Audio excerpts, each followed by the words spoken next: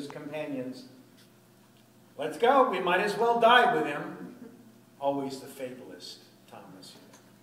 When Jesus finally got there, he found Lazarus already 4 days dead. Bethany was near Jerusalem, only a couple of miles away, and many of the Jews were visiting Martha and Mary, sympathizing with them over their brother. Martha heard Jesus was coming and went out to meet him.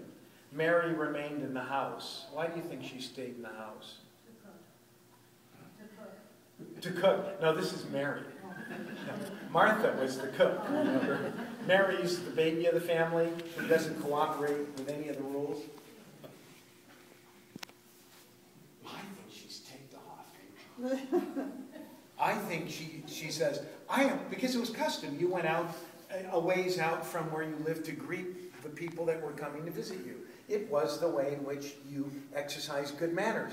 And I think she was saying was, to him, couldn't come when we needed him. He thinks I'm going to come out and welcome him? I think that's what Mary's up to. You see, Jesus didn't answer her prayer.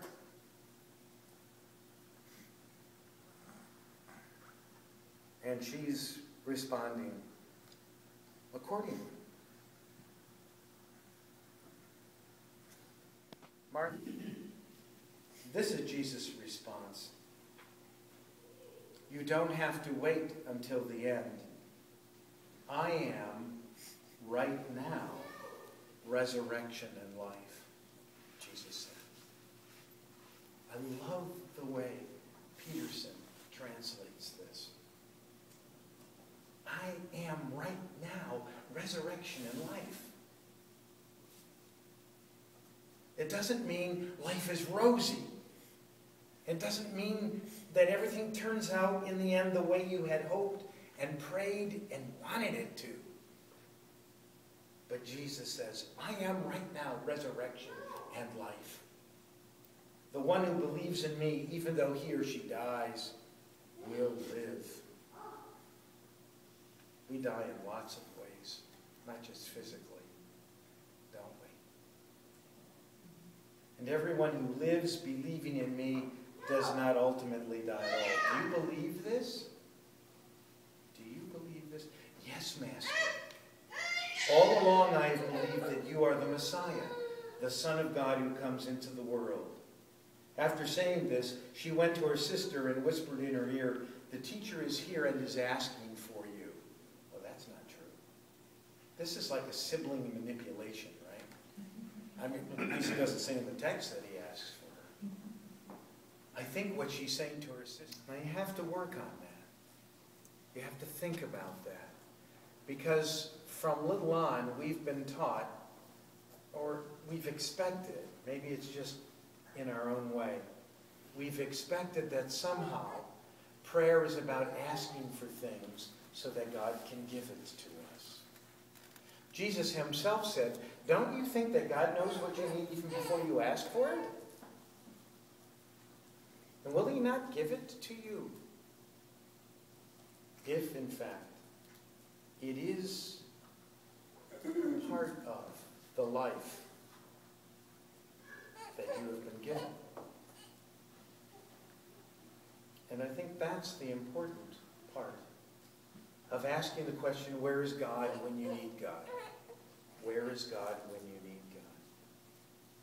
It seemed to Mary and Martha that God didn't care and that God wasn't around and that God intentionally may have even been punishing them. They took it all so personally that they didn't stop to think about a God who loves us so much that he walks with us, he dies for us, but a God who doesn't see through the same lenses, through the same eyes that we look through. I think if you're like me, you have a tendency to project yourself upon God. I do that all the time. When I get frustrated or angry or disappointed or blue, I will project upon God my own sorrow, my own sense of failure or having fallen short. Like it was something I should have been able to heal or stop or cure or do. Why do Christians pray?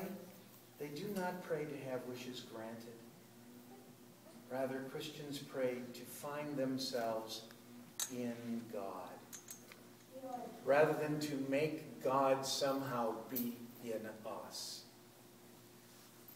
See, the statement of Mary and Martha, if you'd only been here, my brother would not have died, assumes one of two things. Either that Jesus didn't care, or that he was never close enough to work his magic, to give them what they wanted. In truth, the opposite is the case. Look at what Jesus does in the text. He listens. He is as close, I like to say, as the skin on your nose. Even if you don't always understand him. Even if, as the disciples didn't get it, you don't get it. The one thing we all can get is his strength and hope. And his promise for tomorrow, even though we're not sure always what tomorrow will bring. I am right now, Jesus says, resurrection and life. We're called to trust. Amen. If you've never heard it before, it's pretty easy to catch on to.